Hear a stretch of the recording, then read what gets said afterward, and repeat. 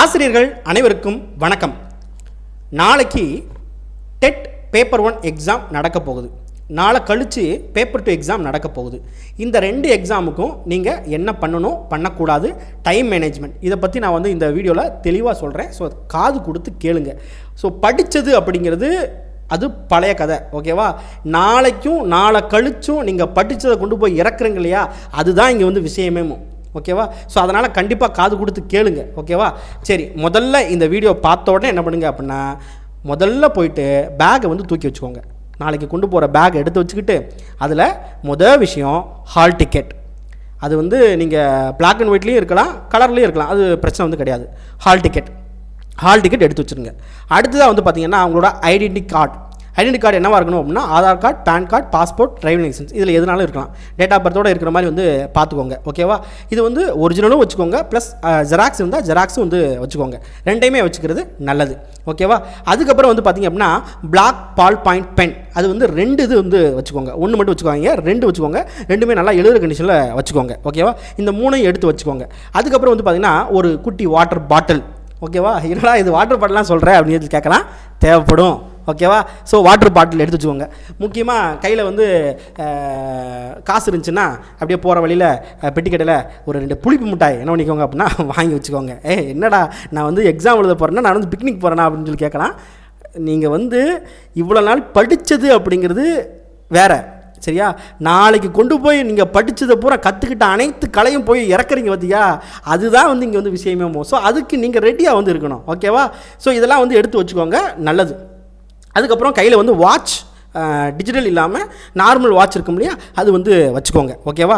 அதே மாதிரி பார்த்தீங்க அப்படின்னா நம்மளுக்கு ரிப்போர்ட்டிங் டைம் அப்படிங்கிறது 8:30, காலையில் 8:30க்கு. கேட் க்ளோசிங் டைம் அப்படிங்கிறது 9:30க்கு. அது மாதிரி எக்ஸாமினேஷன் டைம் அப்படிங்கிறது 10 மணிக்கு. 10 மணிக்கு தானே எக்ஸாம் அப்படின்னு சொல்லிட்டு நீங்கள் 10 மணிக்கு போகணும்னு நினைக்கக்கூடாது. அதே மாதிரி கேட் க்ளோசிங் டைம் 9 தானே அப்படின்னு சொல்லிட்டு 9 வரைக்கும் போகக்கூடாது. நம்மளுக்கு எக்ஸாம் சென்டர் போட்டாங்களா, எவ்வளோ சீக்கிரம் போக முடியுமோ அவ்வளோ சீக்கிரம் போய் உக்காந்துக்கோங்க.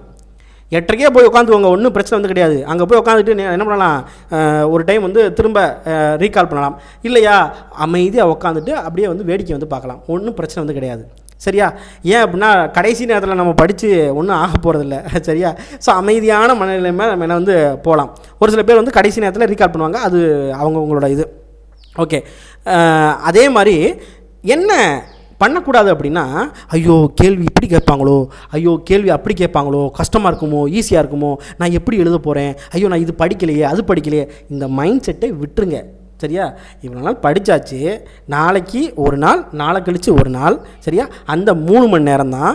அந்த 3 மணி நேரத்தில் நீங்கள் பண்ணுற அந்த விஷயந்தான், சரியா? நீங்கள் உங்கள் மூளையை போட்டு அப்படியே என்ன சொல்கிறது, ஒரு இதுலேயே வச்சுருந்தீங்கன்னு வச்சுக்கோங்களேன், நீங்கள் நல்லா தெரிஞ்ச கேள்வியை கூட அங்கே போய் தவறாக போடுறதுக்கு வாய்ப்பு இருக்குது. அல்லது அதாவது உங்கள் மூளையில் ஒரு எங்கேயோ ஓரத்தில் படிச்சிருப்பீங்க, நீங்கள் இதை பற்றி ஏதாவது ஒன்று சிந்திச்சுக்கிட்டே இருக்கிறதுனால அந்த படித்த ஓரத்தில் படித்த அந்த விஷயம் கூட திரும்ப ரீகால் பண்ண முடியாது. அதனால் என்ன பண்ணுங்க அப்படின்னா, மூளையை என்ன பண்ணுங்க அப்படின்னா கொஞ்சம் ஃப்ரீயாக விடுங்க, ஓகேவா? சரி, அதுக்கப்புறம் பார்த்தீங்க அப்படின்னா டைம் மேனேஜ்மெண்ட் அப்படிங்கிறது ரொம்ப ரொம்ப முக்கியம்ப்பா, சரியா?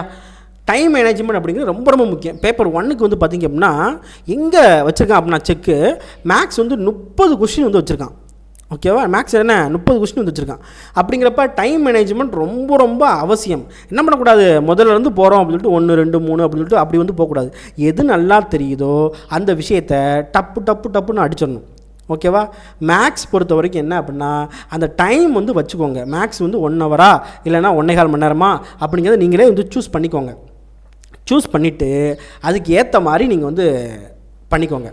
அதே மாதிரி ஒரு மேக்ஸ் சம்மு வரலையா அதுலேயே உட்காந்துக்கிட்டு இருக்கக்கூடாது.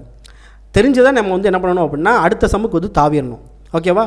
அதுக்கப்புறம் நம்மளுக்கு ஃப்ரீ டைம் இருந்துச்சுன்னா அதில் நீங்கள் போட்டுக்கலாம், ஓகேவா? தமிழுக்கு அதிக டைம் எடுக்கக்கூடாது. தமிழுக்கும் இவிஎஸ் அப்படின்னு சொல்லக்கூடிய என்விரான்மெண்டல் சயின்ஸுக்கும் அதிக டைம் எடுக்கக்கூடாது.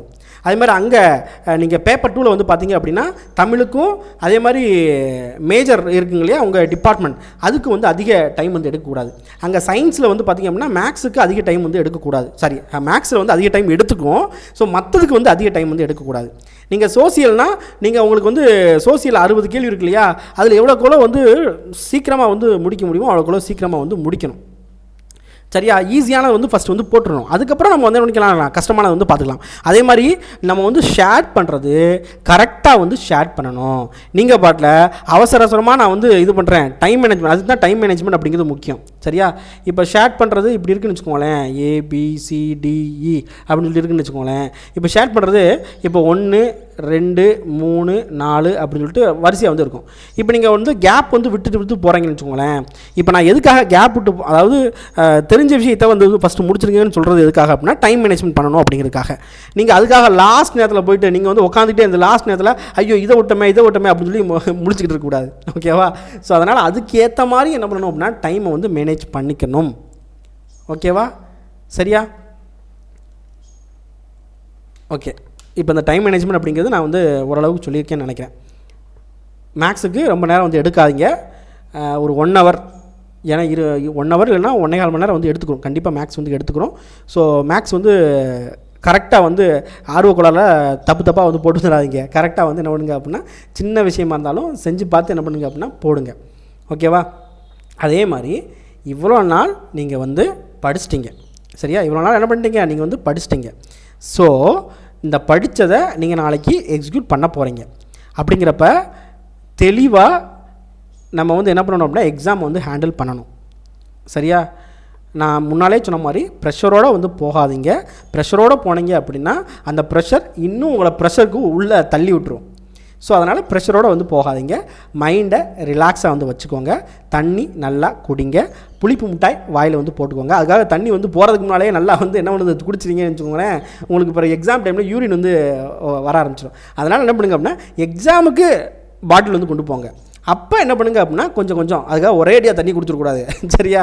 கொஞ்சம் வந்து என்ன பண்ணுங்க அப்படின்னா தண்ணி வந்து குடிச்சிக்கிட்டு புளிப்பு மிட்டாய் வந்து போட்டுக்கிட்டு என்ன பண்ணுங்க அப்படின்னா எக்ஸாம் வந்து எழுதுங்க. நல்லபடியாக எழுதுங்கப்பா. சரியா? கடவுள் மேலே பாரத்தை போட்டு என்ன பண்ணுங்க அப்படின்னா நல்லபடியாக எழுதுங்க. கண்டிப்பாக வந்து நல்லதே வந்து நடக்கும். பாசிட்டிவாக திங்க் பண்ணுங்கள். பாசிட்டிவாக தான் நடக்கும். நன்றி.